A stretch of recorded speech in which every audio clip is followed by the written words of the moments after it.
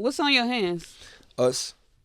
African Can you jewelry. break down each ring? Yeah, I got a Sankofa bird. Say that again. A Sankofa bird. So that means to go and retrieve. So you go, you find a way, you come back, get your people. That's what that means. I got a black pearl. I got tigers. Show them to the show. Yeah. Tiger's blood, and then I got a pharaoh. That's the energy I carry. Young black pharaoh. You know what I mean? So then I got an African turtle. That just means to carry us. Carry us. Along the water. Got a tree of life. Also one on my face. And then an Ankh. Some people reverence the cross. I reverence the Ankh. And then I got some jade on me. I like the word thing. And I got the same thing on my jewelry. Whole tribal mask on my body, Things that represent us. You black for real. Oh, yeah, nah. You ever been with a white woman? Never. Come on. I'm just asking. Dr. Umar will be disappointed. I know. That's why. Nah, man. You came in hot.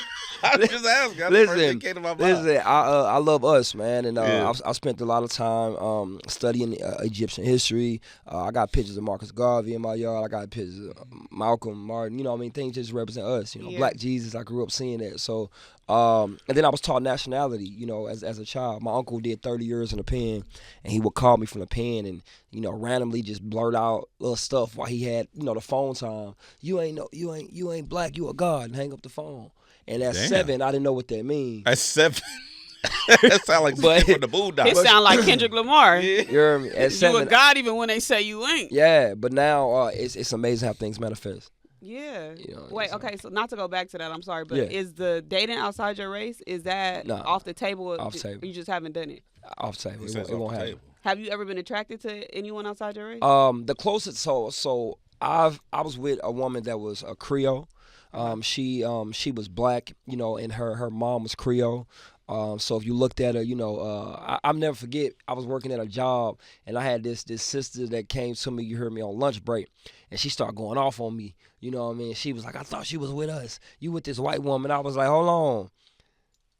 She Creole, but she they niggas too. Yeah. right. That's why I was trying to explain to her, but she wasn't hearing that. You know what I mean? But no, she just didn't have as much melanin. But no, I love us for real. I'm all for preserving the black family. In order for us to do that, we gotta be with us. Do in you order have to do kids? that. No. No. How would you feel though, like if your son brought a white girl on? I mean, I'm all for individualism, but I believe Okay. that if I do my job as a parent, it won't happen. It won't happen. Nah, it won't happen. I know the red That's what my mega daddy hats saying. hate seeing you coming. Oh yeah, no. But see, the thing is, I don't even care about what they do though. Like when you No, you pro us. Yeah, when you so pro us, you don't even care. Like y'all do y'all thing, man. Hey, shout out to y'all. Yeah. We on black economics over here. We on black music. We on black health, black wealth. You know what I'm saying? Black spirituality. So I don't even care what they do. Yeah. I don't know what's happening over there either. Yeah. You ask me anything about it, I don't know. Cause it's not affecting us for real. Yeah. Not when you build your own. Not when you do it independent. It don't affect us for real. Birdie told me that you are a reformed gang member. Yes, for sure. What point of your life did you decide to make that change? I ain't gonna lie. I didn't decide it. It was decided for me. I got shot up when I was 15. Oh, So, wow. inch away from being paralyzed. Like, Wow. I met God on my back, like for real. So, it wasn't just my mama, was like, you leaving and you're never coming back. You know what I mean? And in retrospect, that was the best decision ever made. But as a child, while it was happening to me, it was happening for me. You hear me? So no, I didn't make that decision. But when I was like 25, I accepted that this is my life, and I started operating my purpose. From that, and the Most High started to use everything I learned in the streets, and then everything I learned in the books, and just mix it together. So while I'm a reformed gang member, I went back into the prison systems. I started speaking to the inmates. I wrote a book when I was 23. I received the White House Service Achievement Award from Barack Obama. I got my own day in the city of Houston. So all of it from taking everything, because a lot of us are taught to just get rid of your past. No, use it. Yeah. Use it. Had you ever had any, like, okay, you're a reformed gangbanger. Yeah. That's congrats too. Thank you, brother. Because I know what that's like to lose Yes, Lord. people Yeah. to the street shit. You said you hadn't had God in your life before that? Like you had.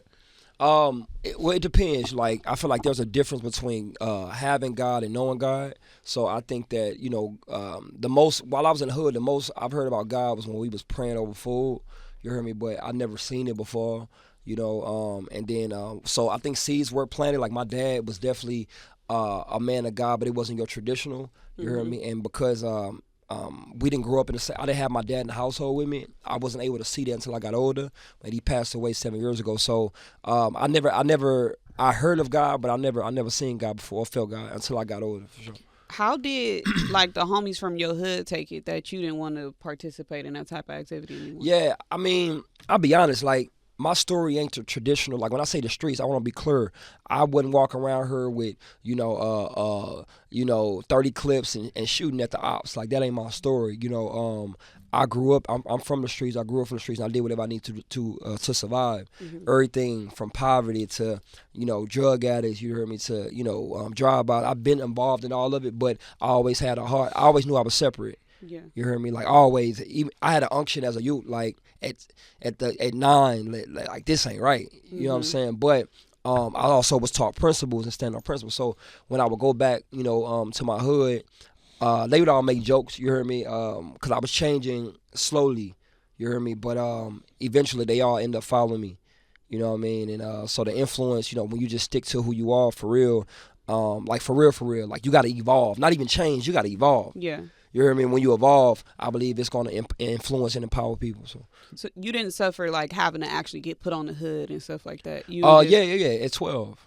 Oh, 12. wow. Yeah. But like I say, I got OGs though. Like, I come from, I jumped off the porch. Well, I was kicked off the porch at 12. Yeah. So I'm talking about, I don't know about that gang banging at 18 and 19. Yeah. I don't know about that. I can't speak on that. You hear me? Right. Or becoming famous and then I can't speak. Yeah, I don't even. That's foreign to me. You hear me? Because when you really in it, when you really went through it, you don't want to do it. Right. You trying to get out of there. What? Yeah. What about art? What about rappers and artists now? What do you like? What's your thoughts on that? Like, have you spoken to any of them? A lot. Like, and the thing is, we've spoken in secret, in private, right? Yeah, you don't have to say who. Yeah. But I will say one thing that they respect about me is because the same energy that I had in the streets, I still have now. If you see how I move, this ain't even. I move in solidarity. I move in uniformity. I move. You know what I'm saying? Like a god. Like tribal. I'm very tribal. So gang went from gang to tribal. You came with a lot of people. Yeah, this. I'm traveling light. I'm traveling light. You know what I'm saying? This ain't light, bro. I don't know if you got the email. That's far from light. This a light day because I believe that shows power. You know what I'm saying? It shows power and it shows leadership. Yeah. But no, I speak to them and they respect me. And a lot of the questions be like, okay, so how do I take this and transmute it? You hear me? To where I'm not losing myself. Yeah. Suppression ain't evolution. You know what I mean? Like, I used to suppress my past too, though. I used to think I need to put makeup on my face tats. I got a teardrop right here. I used to feel like I need to put makeup in order to be accepted. You literally put makeup to cover up? I've done it before. To cover the teardrop? Yeah, because I was in politics. When I went to D.C., when I went to Washington, D.C., and I was on Capitol Hill, I wanted to be accepted I'm looking at Michelle and Barack right there. And you know what I'm saying? And I wanted them to look at me and not see my past. Did you think they knew what the teardrop represented? Everybody do. Even if they don't know, they know. Yeah. Like, I was in T-Mobile one day, and I was like 20, I think 24, and this young lady came to me, and I was standing in line, and she was like very aggressive, and she was like, "You gonna have to get out of here." I said, "What?" She said, "We don't serve as murderers." Wow. And I was like, "Dang." But I took offense, but I took time to educate her. There's two different types of teardrops. There's a closed one and an open one. You know what I mean? And I said, open means that you're mourning, you know what I'm saying? And a closed one means that whoever made you mourn is no longer with us. And I just left her with that. She's never heard that before. So I think we just got to change how we respond to being disrespected or challenged. If you stand on your principles, you shouldn't be in your emotions about it. Allow me to offer a counter to that, right? Yeah. So let's say you do have a face tat and you were to get discriminated against. Would that bother you in a way that, like, not now, right. Former you?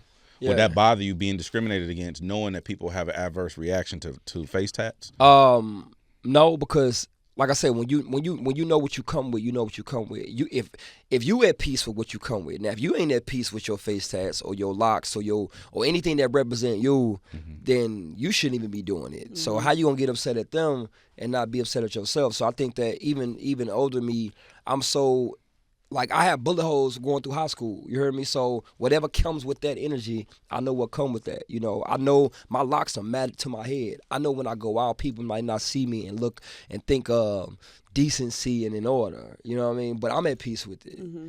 And also, I just move in places where I'm accepted at, honestly. You know, I create my own rooms. You know, build your own table. You don't need to be accepted by nobody when you do that. Yeah.